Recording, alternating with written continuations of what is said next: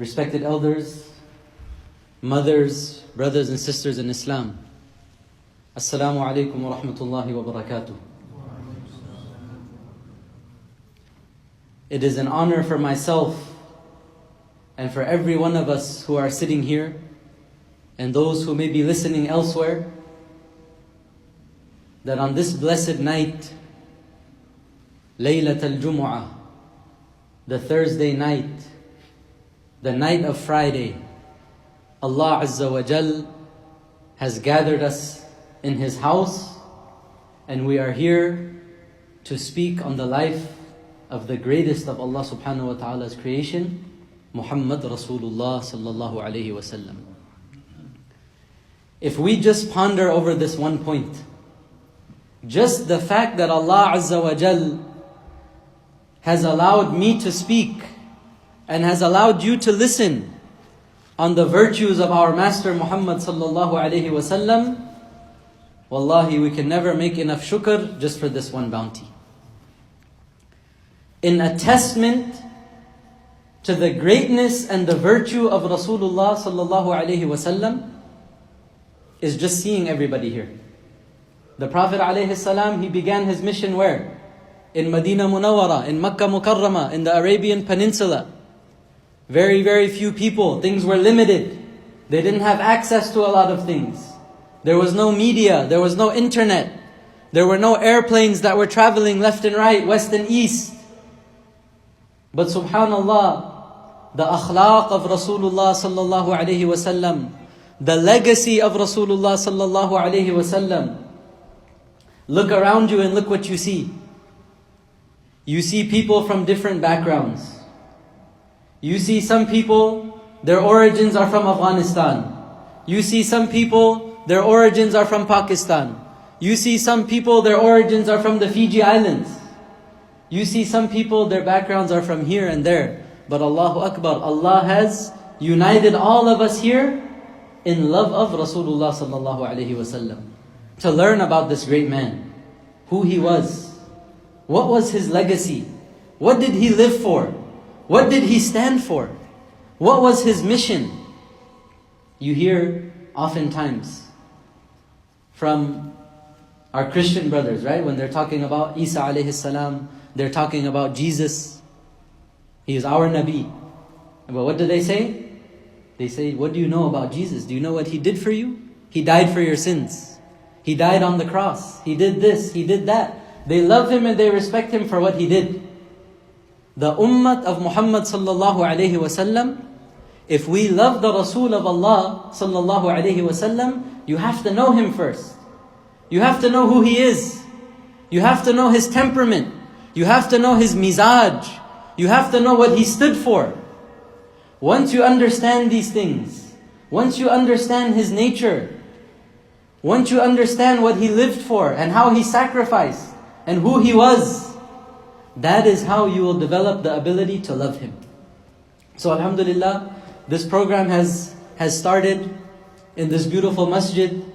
10 weeks is definitely not going to do justice. But inshallah, the goal and the purpose of this program is just a few highlights. We get our feet wet. You know, before you jump in the pool, what do? You put your feet, you dip them inside a little, you check the temperature, you make sure the water is nice, then you jump inside. So inshallah, these 10 weeks, what we're going to do, we're going to slowly put our feet inside the seerah of the Prophet sallallahu alaihi wasallam. We'll understand a little bit, we'll get a small glimpse. But the reality of the life of the Prophet sallallahu alaihi wasallam, we can talk here for hours. We can spend my whole life speaking and still justice will not be done. And wallahi, without exaggeration, I feel myself shame to speak about the Prophet ﷺ. I am no way worthy of speaking of the Prophet ﷺ. It is Allah's fadl and it is Allah's karam. And we hope in His mercy that He forgives our shortcomings. We are people that speak, right? Sahaba radiyallahu anhum, those were people that showed, they implemented. They showed their love for the Prophet ﷺ. You know, there's an incident mentioned about one of the ulama, one of his students, he said, I wish I was a sahabi. I wish I was a sahabi. I would battle on the side of the Prophet ﷺ. I would go through the hunger with him. I would go through the thirst with him. I would go through all of the sacrifice with him. And the Ustad said, be careful what you wish for. The Sahaba radiallahu anhum, the test and the trials and tribulations that they were put through, the test of Iman that they had, you might not be able to survive that. That night, that talib ilm, that student, he had a dream. And in this dream, what did he see? He saw that there's a carriage.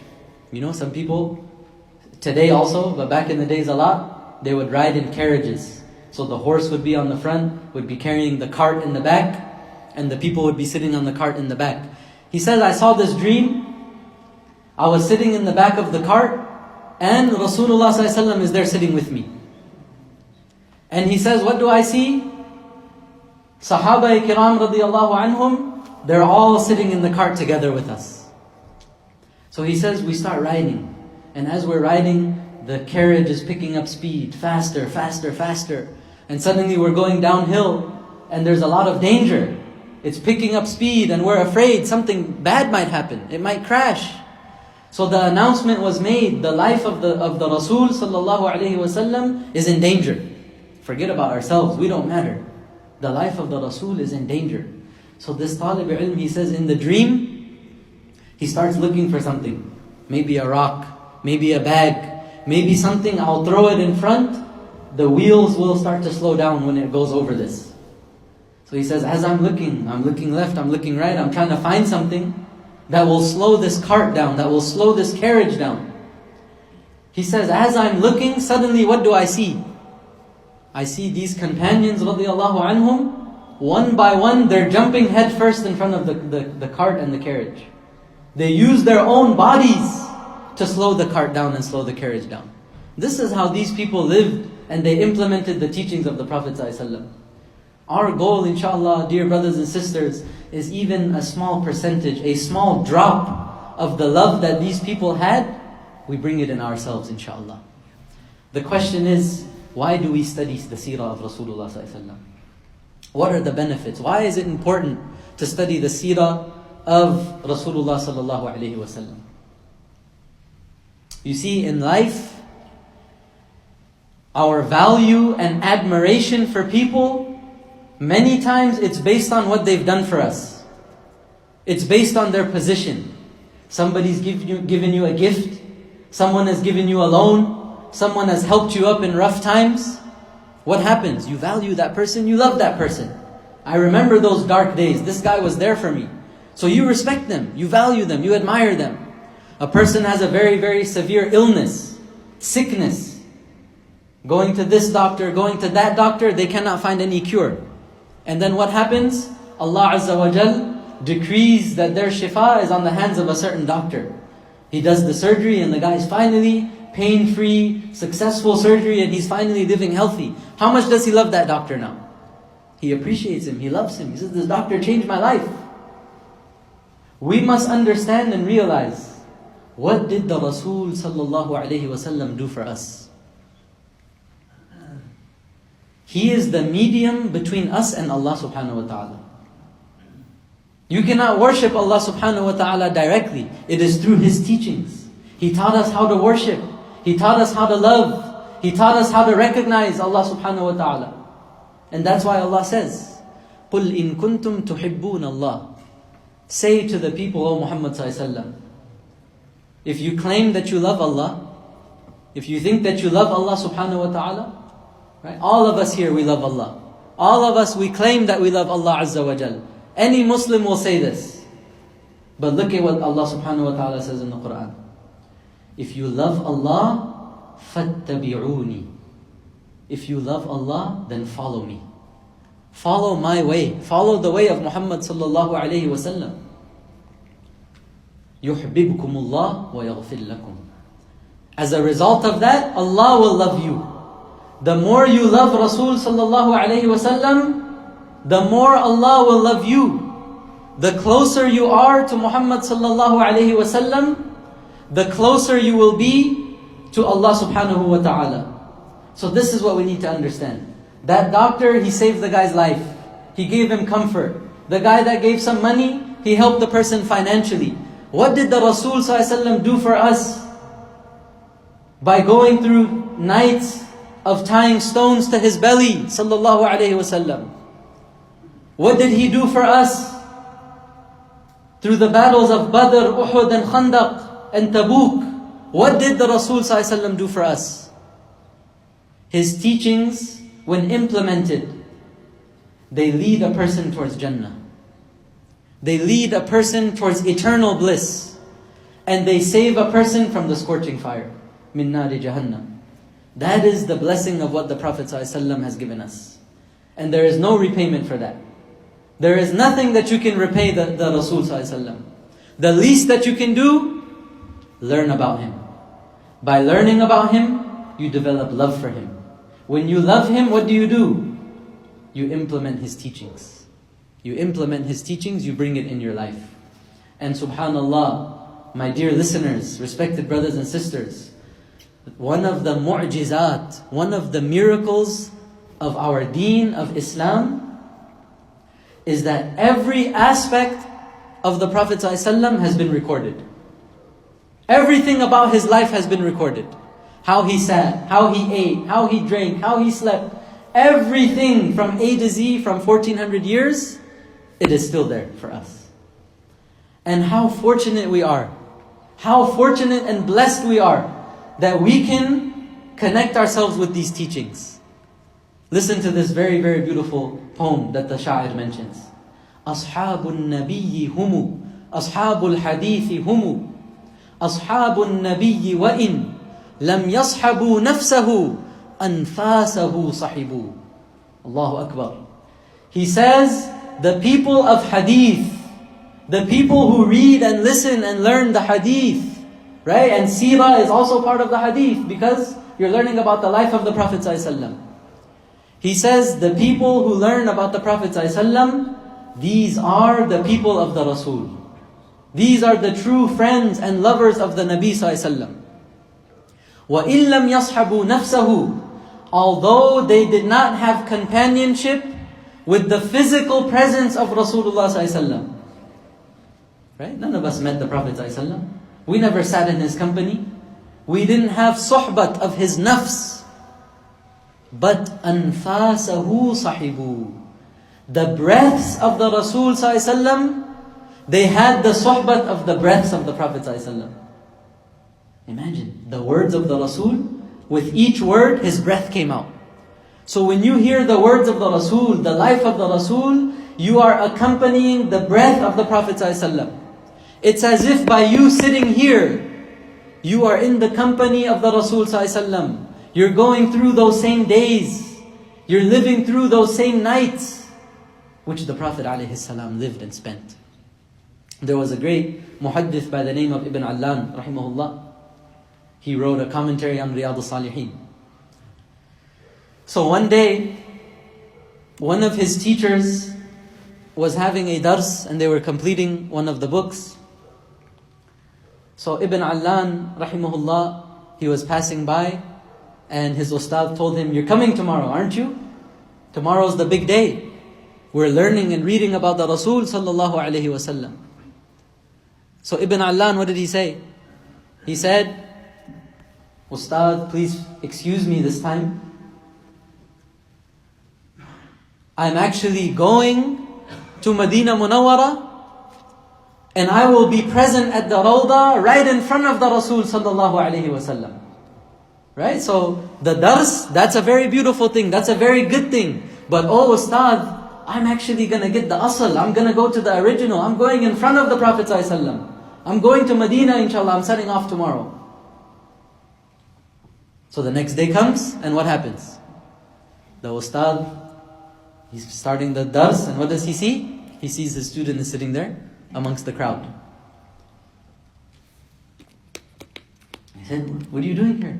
You said you're supposed to go to Medina Munawwara. You're going to go right in front of the Prophet ﷺ. You're going to visit the Rawdah. Now you're sitting here in the dars. What happened?" He said, "Ustad, last night I saw in my dream what happened. I was going towards Medina Munawwara, and I saw Rasulullah sallallahu alaihi wasallam, and he's leaving. He's exiting Masjid Nabawi. He's leaving Medina Munawwara. And as I approached and I came, I said, Ya Rasulullah, I came all the way this far and I came to meet you. Where are you going? The Rasul of Allah sallallahu alaihi wasallam, what did he say? He said, don't you know? There's the gathering of Ibn Allan, or the Ustad, the gathering of hadith, the gathering where my hadith is going to be mentioned, where my life is going to be mentioned. I'm headed over there. When he saw this dream, he woke up. He said, I'm going to cancel my trip to Medina Munawwara. I'm going to go and attend the dars. So brothers and sisters, the sacredness of your sitting, the sacredness of this gathering, words cannot do justice and explain. These types of gatherings is building our relationship with our Prophet ﷺ. Nothing in this world can be equal to that. Nothing in this world can be equal to that. And that's why I urge everyone, myself included, this is a reminder for me. Do not attend these durus for entertainment. Right? That it's a story time. This is the story of the Prophet ﷺ. We watch movies, we read novels, we see this. This is just like another story. Oh, he went here, oh, he went there, and then this happened and that happened. This is not for entertainment, my dear brothers and sisters. Really, before every dars, fix our intentions and clear our hearts. And talk to Allah subhanahu wa ta'ala and say, Ya Allah, I'm attending this dars so that I can be connected with your Rasul sallallahu alaihi wasallam. I'm attending this dars so I can become closer to him. By becoming closer to him, I will become closer to you. إِنَّ أَوْلَى النَّاسِ بِإِبْرَاهِيمَ لَلَّذِينَ اتَّبَعُوهُ وَهَذَا النَّبِيُّ وَالَّذِينَ آمَنُوا.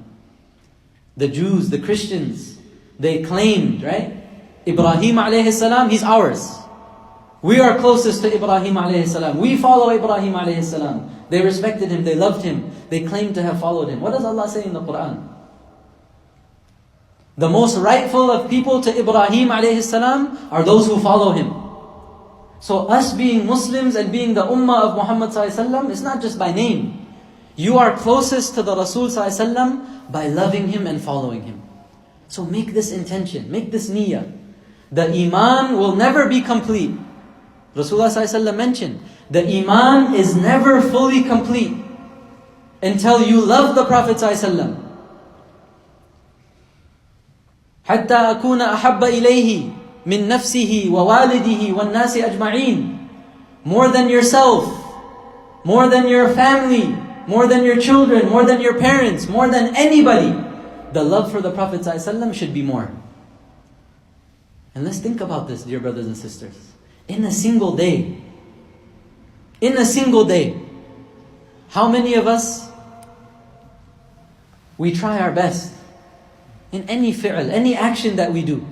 You're getting married, you're starting a job, you're just waking up from your sleep, you're going to the bathroom. How many of us actually tell ourselves, I want to do this in the way of the Prophet ﷺ so I can become closer to Allah Azza wa Jal.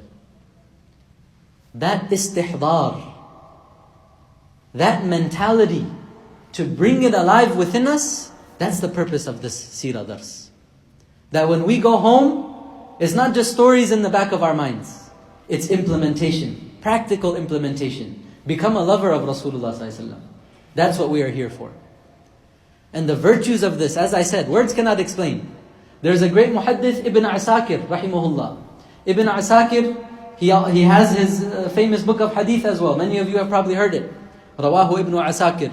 It has been narrated by Ibn Asakir in his book. He was a very, very great muhaddith. So on one occasion, he traveled very, very far, and he went to his shaykh, and he started studying hadith. And what happened? Ibn Asakir was very studious. So he would ask a lot of questions, and he would say, I want to learn this, I want to learn that. He would follow the shaykh home. On the road, he's asking questions, he's reading hadith. And the shaykh was an elderly senior man. So one day he got kind of upset. When a person gets older, they start aging. Sometimes small things make them angry faster. So he got upset at Ibn Asakir, and he said, Wallahi, I'm not going to teach you anymore. That's it. You've bothered me and annoyed me so much. You follow me home. You don't leave me. You keep asking these questions. That's it. I'm not teaching you anymore. And what happened? Who came to the defense of Ibn Asakir, the student of the hadith of Rasulullah ﷺ? Who came to his defense? Who came to defend him? Who came to vouch for him? The Ustad of Ibn Asakir, he says that at night time he saw the dream of the Prophet ﷺ. And Rasulullah ﷺ told him, قَدِمَ بَلَدَكُمْ رَجُلٌ شَامِيٌّ أَسْمَرُ اللَّوْنِ. The Prophet ﷺ said, a young man from the Syrian area, asmarul lawn, brownish in complexion, he has come to your city, yatlubu hadithi. He has come as a seeker of my hadith. He has come as a person who's seeking my love. He has come as a person who is seeking to love me. فَلَا تَمُلَّ عَنْهُ. Don't become annoyed with him. Don't become dissatisfied with him. Be patient with him and listen to him. Imagine, this student who was seeking the hadith of the Prophet ﷺ, and all of us here, what are we? What are we doing here? We're seekers of hadith, we're seekers of the seerah, we're seekers of the love of Rasulullah ﷺ. This builds your relationship with the Prophet ﷺ. The Prophet ﷺ comes at his defense. And Ibn Asakir says, after that, after this happened, he says the ustad would stay in his seat and he would never get up. He would ask me, are you done? Are you full? Are you satisfied? Anything else? No? Okay, now I'll get up and leave. Because the Rasul ﷺ came to his defense. Right? So this is how we must understand. The value of somebody in your eyes, that is what will make you appreciate and love them. And inshallah, this is what we plan to understand and learn. How we can reach Jannah. Naqsh qadam Nabi ﷺ ke hai, Jannat ke raaste. Allah se milate hai, Sunnat ke raaste. The famous poem. In the footsteps of Rasulullah ﷺ. And inshallah, seerah, what do we learn? We learn the footsteps of the Prophet ﷺ. Where he walked, how he walked, what he did. In his footsteps, these are the footsteps to reach Jannah. You know, many of us have been hiking. I'm sure, right? The youngsters are here, mashallah. When you go hiking, how do you know where's the pathway? How do you know where's off limits and where you're supposed to go?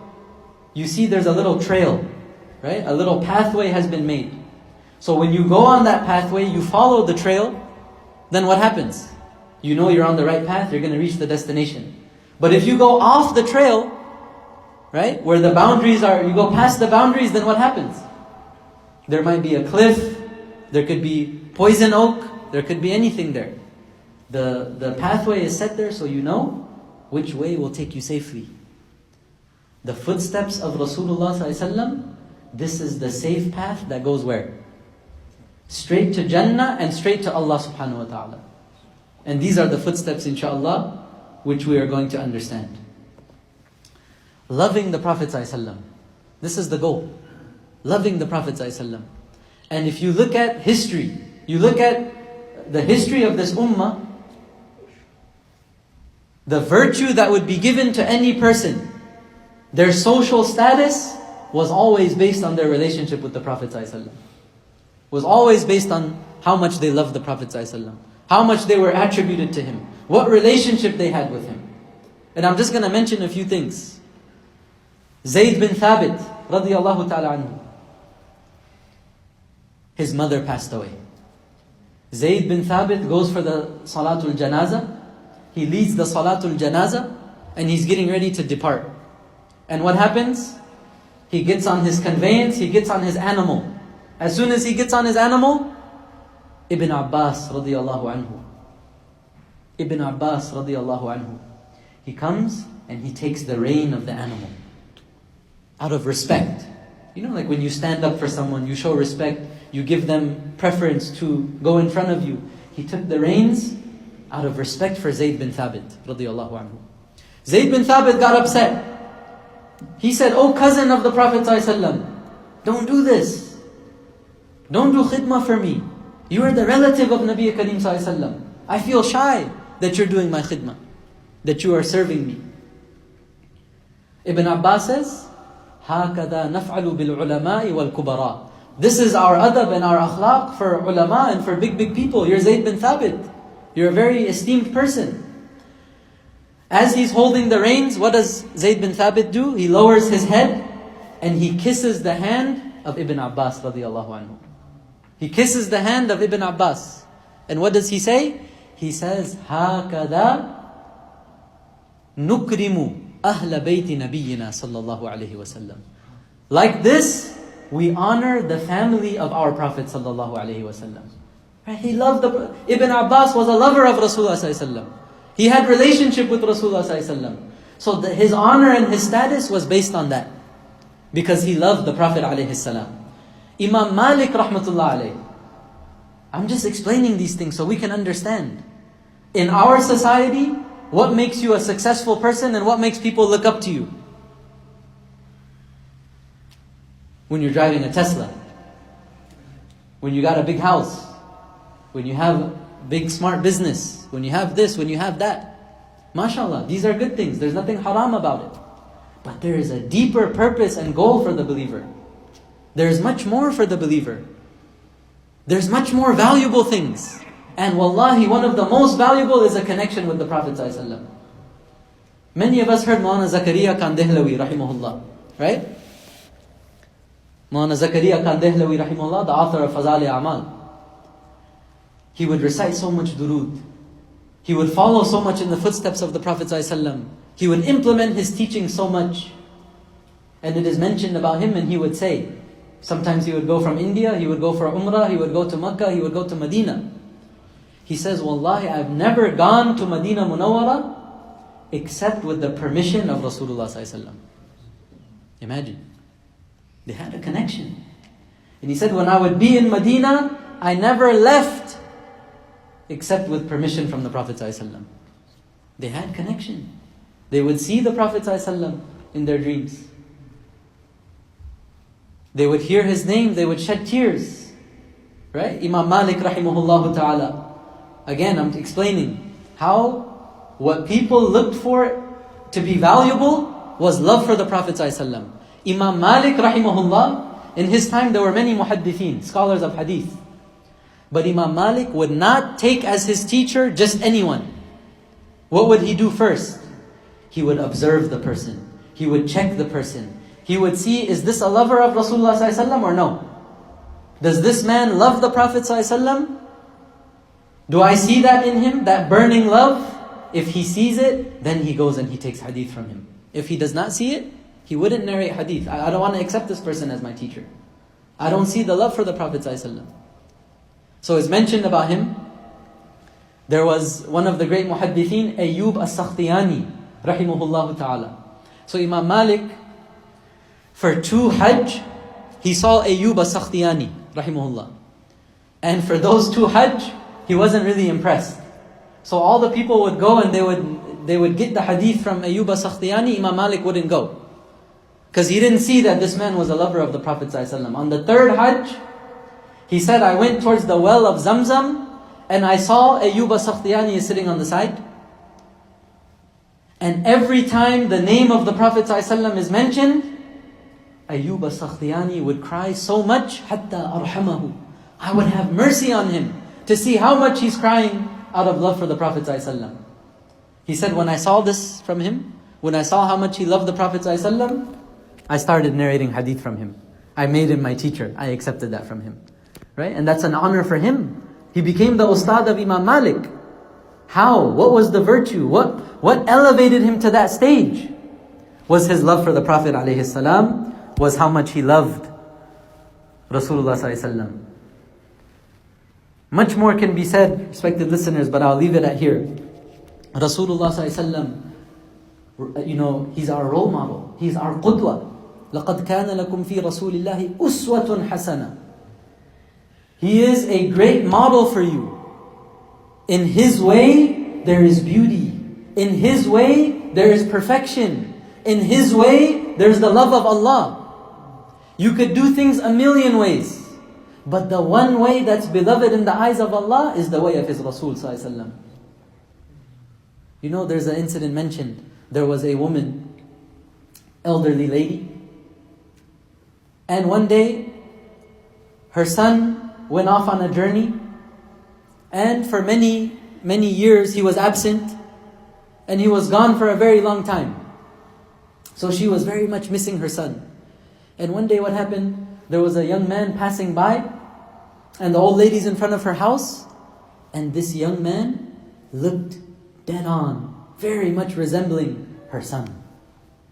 So the love of the mother, what happens? She sees someone that looks like her son. What happens? Her heart is going to become tender. Her heart is going to become soft. She said, "Oh my son, please come." She made him food. She took care of him. She gave him provisions for the road. She made sure that he was very, very well taken care of. The young man said, "You know, Auntie, Jazakallah khair, may Allah reward you. But why did you do all of this for me?" She said, "Don't you know, I have a young son, looks exactly like you. When I see your face, when I see the way you walk, when I see the way you talk, you remind me of my son. That's why I wanted to make khidmah for you. Because my heart just melted when I saw you." Brothers and sisters, the Rasul of Allah, he is Habibullah. He is the beloved of Allah subhanahu wa ta'ala. When your actions are in accordance with His sunnah, Allah looks at you with the eye of rahmah. Allah looks at you with the eye of rahmah. Allah puts barakah. Allah showers His blessings in all of your affairs when it has the resemblance of Rasulullah sallallahu alayhi wa sallam. يَزِيدُكَ وَجْهُهُ حُسْنًا إِذَا مَا زِدْتَهُ نَظْرًا. Allahu Akbar. What does the poet say? His face continues to increase you in beauty. إِذَا مَا زِدْتَهُ نَظْرًا. The more you look at His face, sallallahu alayhi wa sallam, the more beautiful it becomes. Sallallahu alayhi wa sallam. The more you look at His face, the more beautiful it becomes. The more you learn about the Rasul sallallahu alayhi wa sallam. This is for myself. When I think of the Rasul sallallahu alayhi wa sallam right now, His Jamal, His beauty may be here. The more I learn about Him, His Jamal becomes here.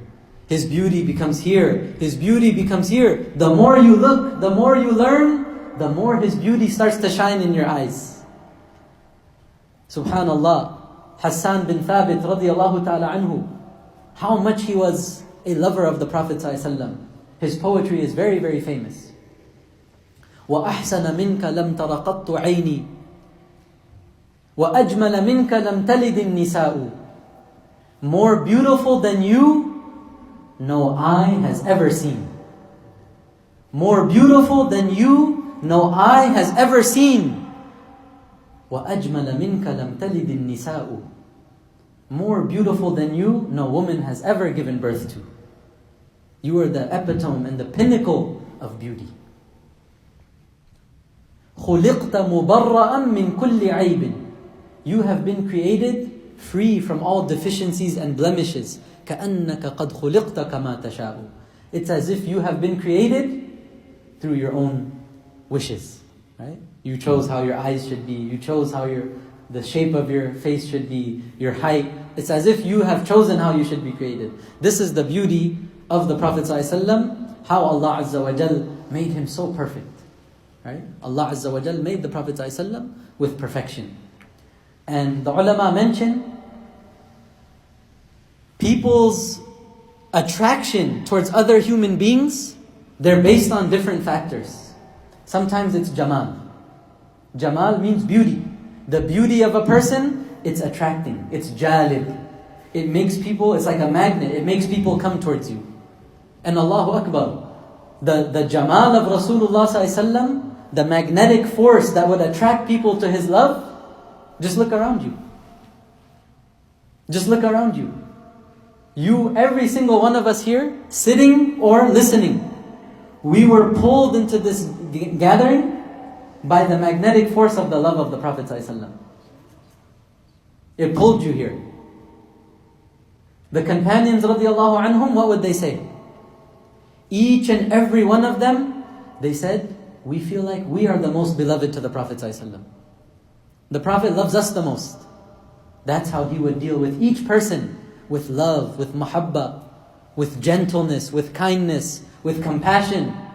A person is missing from the gathering, Rasulullah ﷺ, he wouldn't just say, oh, I have so many companions here, I have so much busyness and occupation, and I have to call the whole ummah till the Yawm al-Qiyamah. One person is missing, so what?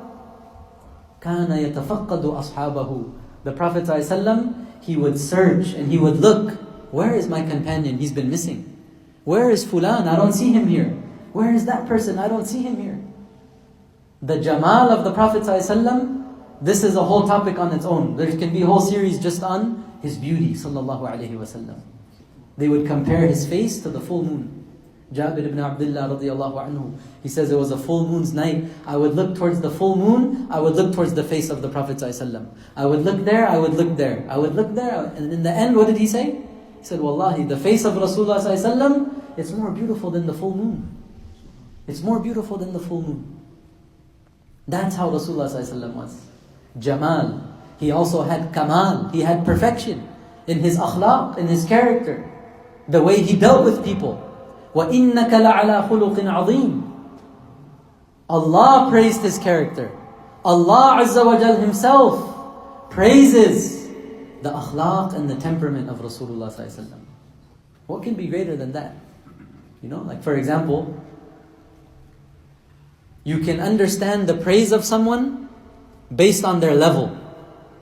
What do I mean by that? So for example, if there's a guy, mashallah, the youth are here, so I'll give a basketball example. You know, let's say there's a guy, he doesn't know how to play basketball for the love of his life. He can't make a layup, he can't shoot a free throw, he can't make a three-pointer. So then what does he say? He says, man, you know my friend so-and-so, he's a really good basketball player. So what will you say? What does that mean? You could barely make a layup yourself. We're not going to trust you to say someone is good. But now, Michael Jordan says, oh, that guy's good. LeBron James says, oh, this guy, he's a good player. Now what happens?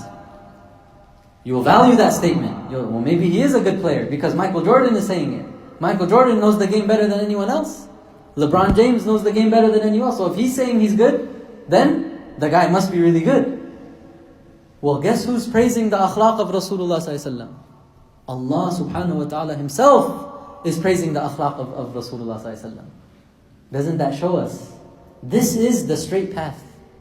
This is the path of mahabbah. This is the path of good conduct, which melted the hearts of the people. You know, when you look historically, who were the people that surrounded Rasulullah ﷺ? Do you think these were angels? When the Prophet ﷺ began his mission, the Sahaba were living a very, very bad way of life. Murder, incest, murder of their children, burying the daughters alive, tribal warfare. These were people that did not care about anything. When the light of Rasulullah ﷺ came into their lives, what happened?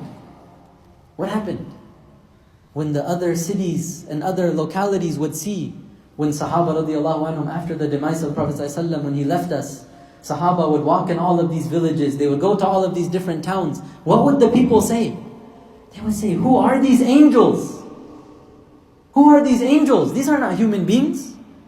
Look at their akhlaq, look at the way they move, look at the way they talk, look at the way they love. These are angels. So look, the light of Rasulullah ﷺ completely melted all of the bad behaviors that was prevalent in the Arabian Peninsula. All of those things which they were doing, it melted it away. And respected listeners, it wasn't just for their time. The light of Nubuwah can still shine in our lives. And inshallah, with this short 10-week series, Allah can do anything. Our niyyah and our intention and our hope and our desire from Allah Azza wa Jal is what? The nur of Nubuwah will come into all of our hearts. Inshallah, say Ameen. The nur of Nubuwah will come into all of our hearts. If you want something to enter your heart, what do you have to do? If I want I want some water. Fill my cup, please. What do I have to do? If the cap is on, and you put it under the faucet, the cup is not going to get filled. If you want the bottle to be filled, you have to remove the cap, you have to open it. So in this dars, we have to open our hearts. We have to open our hearts to the love of Rasulullah ﷺ. Right? We should not be like iron which has already been cooled off. Iron, once it cools, metal, once it cools, you cannot twist it and move it. But when it's burning hot, what happens? You can twist it around, you can shape it, you can move it around. The love of the Prophet ﷺ is like a fire. It should burn us, it should mold us. It should allow us to reshape our lives. So enter this dars, inshallah, with this intention. We're not going to be the same people that we were on dars number 1 with dars number 2. We will change with dars number 3, with dars number 4. Finally, when we reach 10, inshallah, we will be full lovers of the Prophet ﷺ. Right? Inshallah, even before that. And another thing we must keep in mind, respected listeners, I was mentioning about Ibn Allan, how he would see the Prophet ﷺ in his dreams. I mentioned about Muhammad Zakaria Kandehlawi rahimahullah, how he had this relationship with the Prophet ﷺ.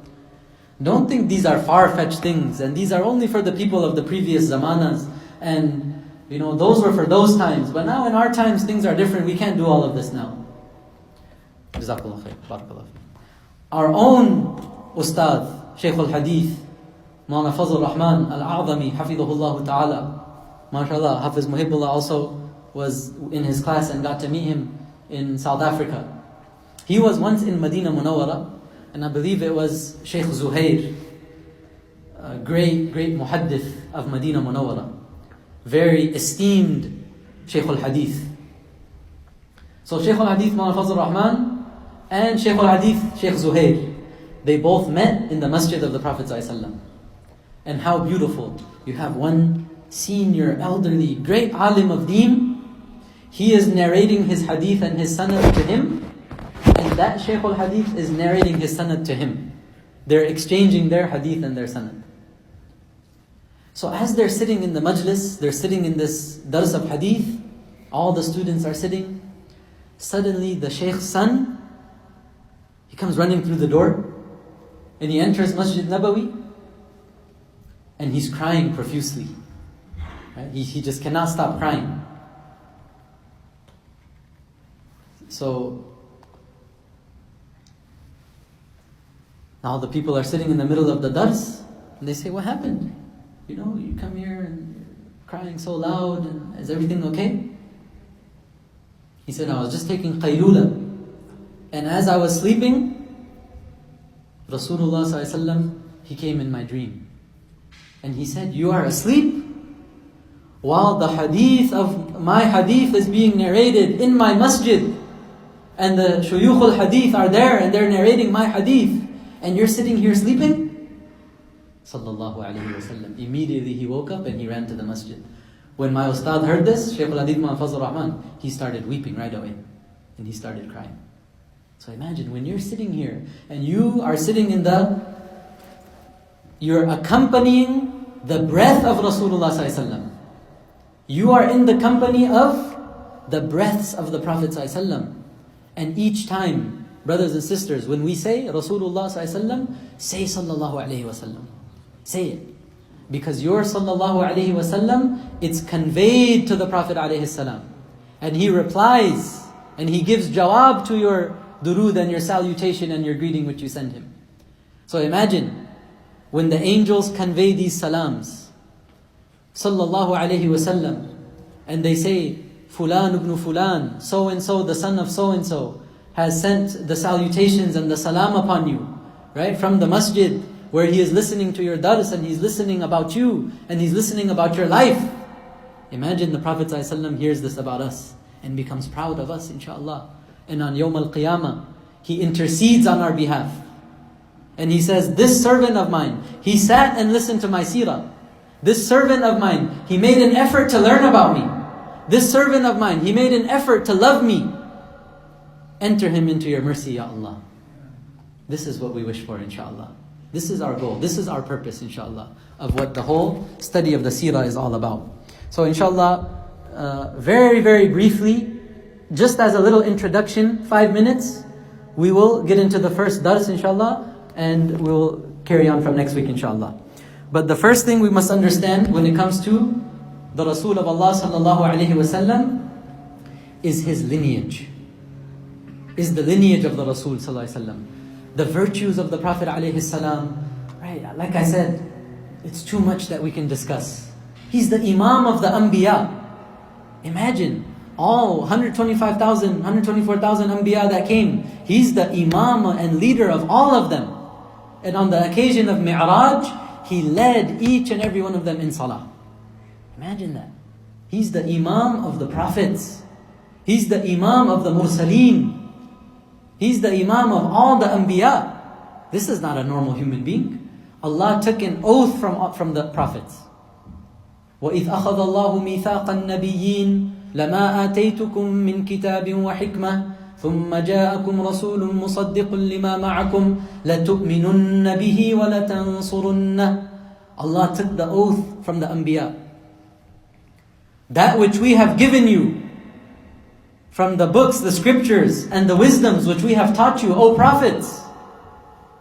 ثُمَّ جَاءَكُمْ رَسُولٌ. Then the Prophet will come, the Rasul will come, مُصَدِّقٌ لِمَا مَعَكُمْ, who affirms that which was given to you, that which is with you. The scriptures and the wisdom that you were taught, the Nabi will come and he will confirm all of this. In the ends, the Khatamun Nabiyyin will come. لَتُؤْمِنُنَّ بِهِ. You should most definitely believe in him. وَلَتَنْصُرُنَّ. You should most definitely assist him and aid him. Allahu Akbar. The prophets are commanded to assist the Nabi.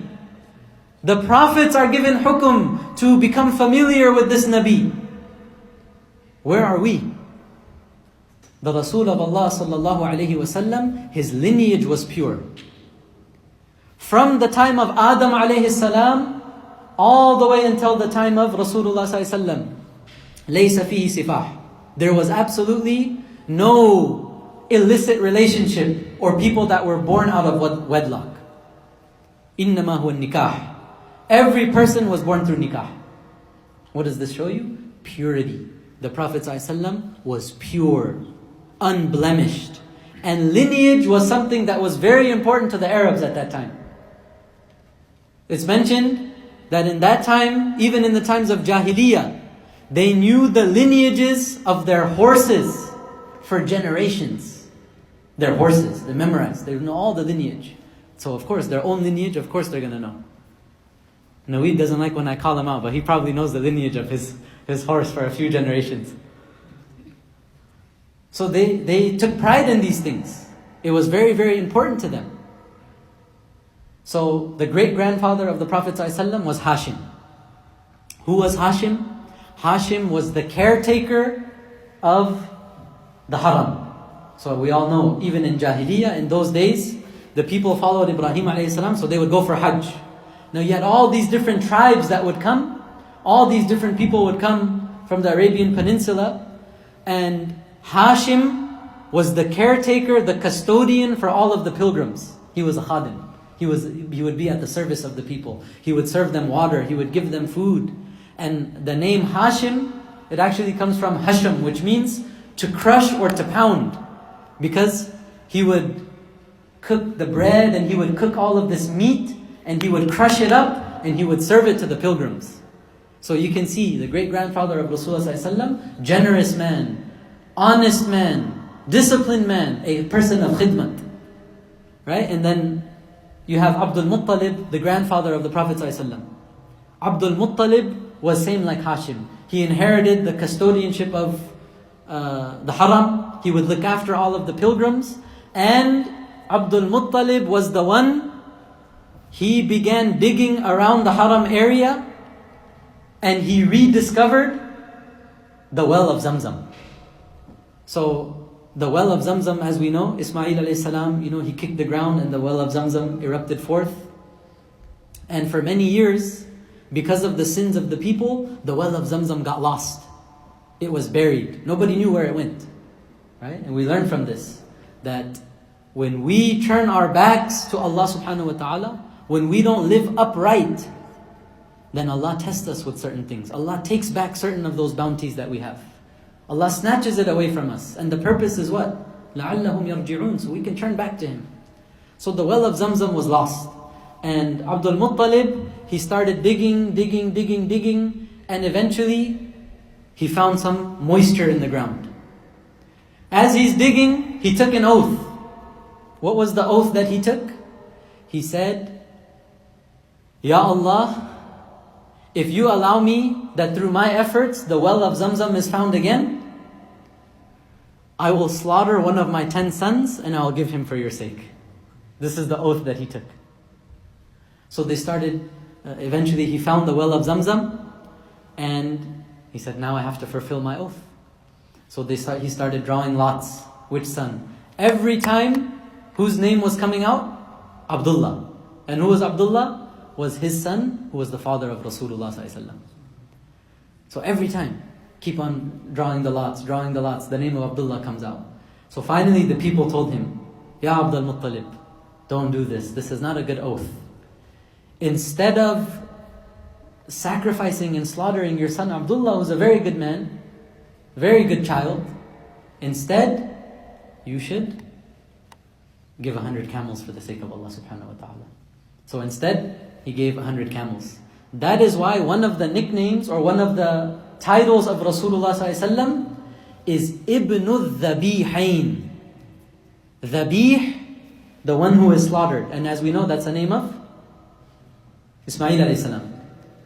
So Dhabihain means 2 people who were slaughtered. So one was Ismail alayhi salam. He wasn't really slaughtered, right? He was ransomed. And then Abdullah, who also wasn't slaughtered, but he was also ransomed. So that's why the Prophet ﷺ, he is called the son of the 2 people who were slaughtered. Should we conclude now? Inshallah, we will conclude here.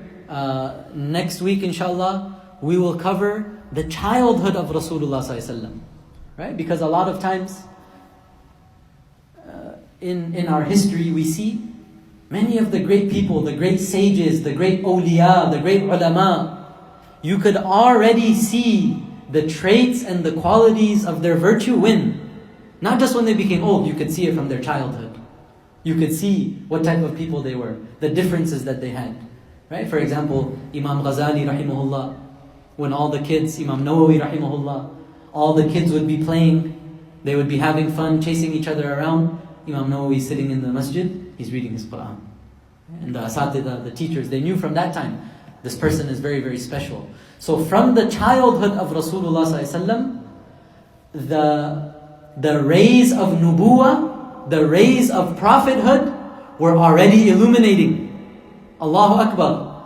The nubuwah, the prophethood, he received it at age 40. But the effects, the preliminary stages, you could see the nubuwah shining through his life from the moment he was born. And inshallah we'll discuss some of those mu'jizat, some of those miracles, what had happened, how the Prophet ﷺ lived as a child. Because when you're an adult, your life as an adult is based on what? How you lived as a child. What you went through in childhood, that shapes who you were as an adult. So inshallah next week we will cover pre-nubuwah, the age before prophethood, pre-prophethood, before Rasulullah ﷺ reached the age of 40, his childhood and the upbringing of Rasulullah ﷺ. Inshallah, this will be next week. We ask Allah subhanahu wa ta'ala to accept this from all of us. Inshallah, we hope and pray. You know, this is not for us. This is the Rasul of Allah.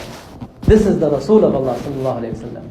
Call your friends, call your family members. This is something, this is a topic, we can hear this week after week after week after week after week. You could have memorized, hundreds of books on Seerah. But the life of the Prophet ﷺ is something we can never get tired of. This is something that we will love till the day that we die, inshallah. So inshallah, let's build this masjid, build this community, build this program, inshallah. Call all your relatives, call all of your friends, call all of the youth, inshallah. Send your messages out, call people, right? SubhanAllah, many of us here, many of the youth, they'll tell you the whole Golden State Warriors roster. They'll tell you everyone on the team. Who were the companions of Rasulullah sallallahu alaihi wasallam? What was his lineage? Who were his wives? Alayhi salatu wassalam, radiyallahu anhunna ajma'in. These things we don't know, right? Don't worry, some of the older guys, you probably know Michael Jordan's Dream Team roster, right? Some of you guys probably know that because you're older. But inshallah, this is for all of us. This is for our whole community, inshallah. So may Allah Azza wa Jalla accept from all of us. Inshallah, we will continue next week. وآخر دعوانا أن الحمد لله رب العالمين.